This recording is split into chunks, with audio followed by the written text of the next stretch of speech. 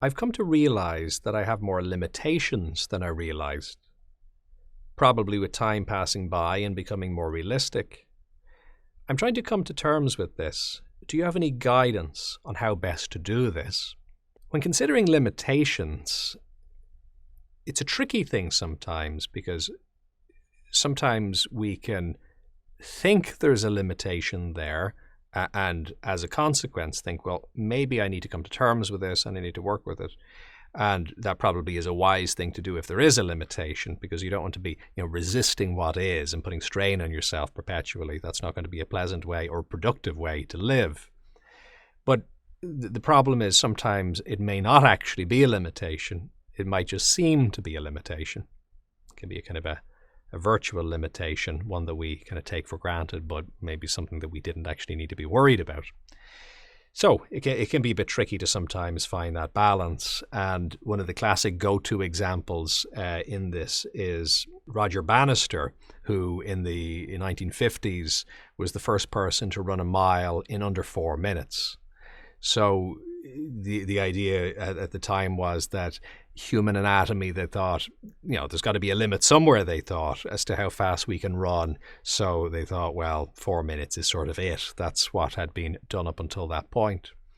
So when Roger Bannister did that, when he managed to run the 4 minute mile, that was interesting because what it demonstrated is that the kind of common beliefs up until that point were just beliefs. They had no basis in fact. And of course, in a sense, you could say it was fair enough because it was speculation based on evidence, albeit the evidence of nobody having done it, which of course isn't the best evidence to base something on scientifically. But at the same time, you could see why they might infer that in a practical way. Well, why has it not been done before? So for Bannister to do it then, it was like, oh, actually, we need to change our thinking about that. But the particularly interesting thing was what happened afterwards, when then other runners were able to match and beat that.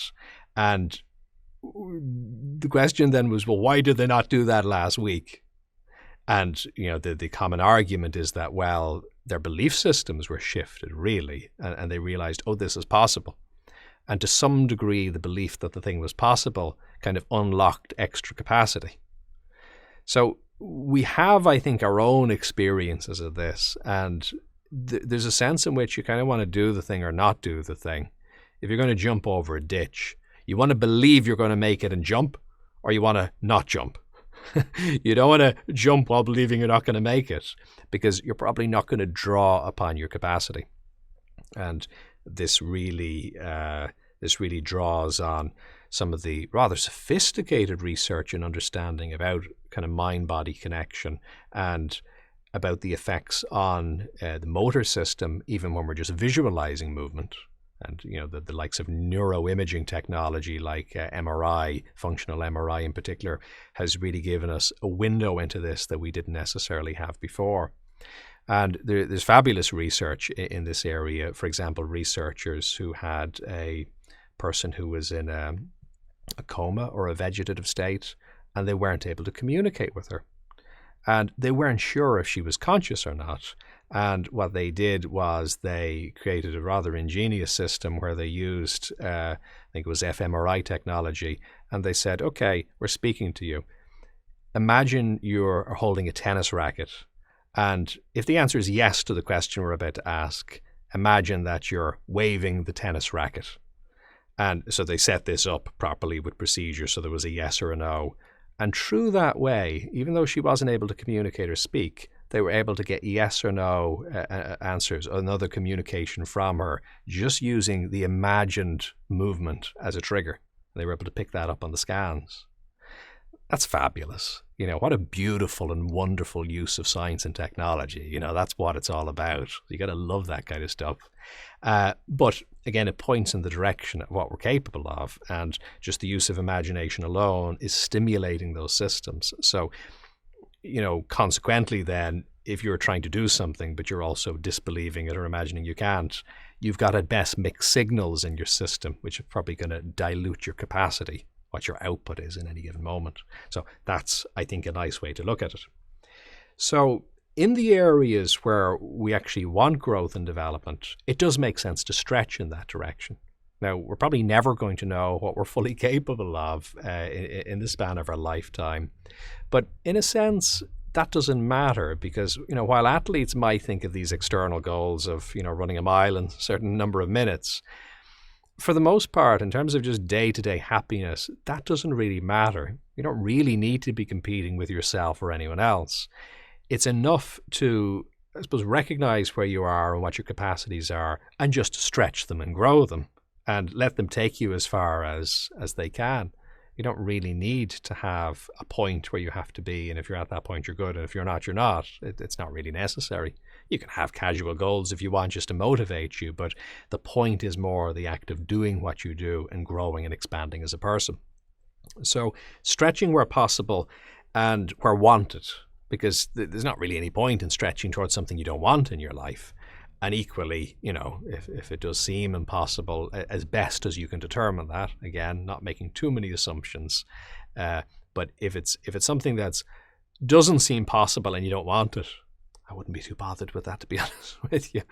If it's something that seems really important and you're not sure if it's possible, well, that might be worth putting a bit of effort into, and it may be the case that you don't even get exactly where you'd like to be, but you get some of the way, and that still counts for something. If you're fundraising for a really important charity and you go out there believing you can fundraise €1 million and you only get 500 grand, that's all right. It's not too much. You might get 2 million though, so you can give yourself that room, but it's not really about an all or nothing attitude. It's more about actually just doing what it is you need to do and getting out there and stretching in that direction.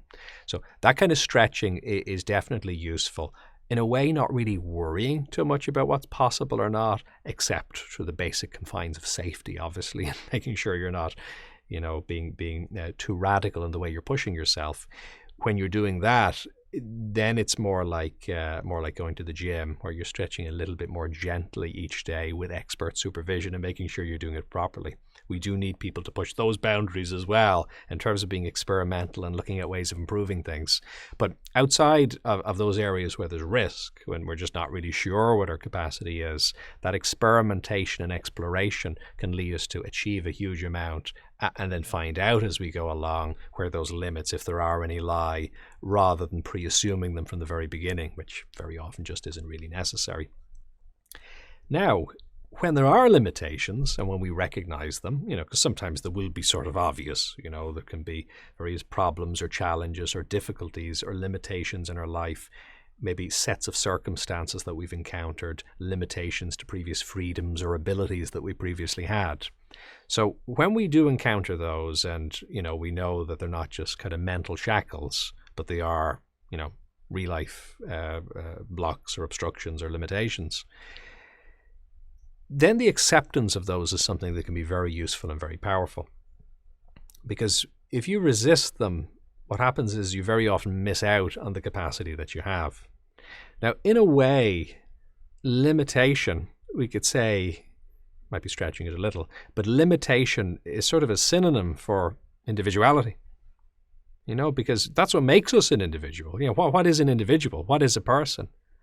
Well, it really is somebody who is limited in some way. Because if you're everything to all people and all things, well, then you're not an individual person. Because by being a person, we have certain traits and characteristics, and of course there are ranges. It's not that we're fixed in a narrow way. We have certain ranges that we're able to move within.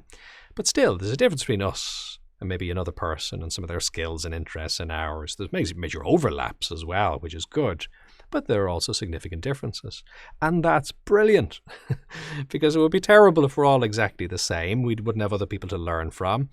We wouldn't have those people who are really good at and passionate about the things we're not interested in or good at. We need those people to come and help fix our things or support us and help us. And in turn, we can serve and help them. So it's lovely. That's what community is all about. So embracing limitations, it can be, as long as they're real limitations, can be another way of thinking about just accepting individuality. That could be another way of thinking about it. Because it would be a real shame for us to have, certain attributes, certain abilities, and we're ignoring those, and we're busy thinking about the ones we don't have and wishing we did. that's just so unfortunate. It's such a waste, really. And I don't even mean that in a guilty way, you shouldn't be wasting it, but I just mean it's such a pity, really, that those capacities can't be used and developed. So if there are limitations, okay, fine. But the question is, in what areas are you not limited? What are the capacities that you do have, and how can you celebrate them and really use them? How can you focus in on them? And sometimes the problem in life is we just have too many options anyway. So sometimes certain things that come in and make the path a little bit clearer can actually be useful. Again, it doesn't mean we would choose these circumstances. Some of them can be challenging. But, if it's the case, if it is the way it is, well then, what are our options? We can try and hope that we're somebody that we're not. We can try and ignore those limitations. Or we can accept them and look at the space that exists within them, the creative room, and then really do some great stuff with that. And that can be very exciting. If you found this valuable, do like, subscribe, and share. And what's your experience? Do you have any questions or topic suggestions? You can contribute in the comments, on social media using #bodymindself, or on jfl.com.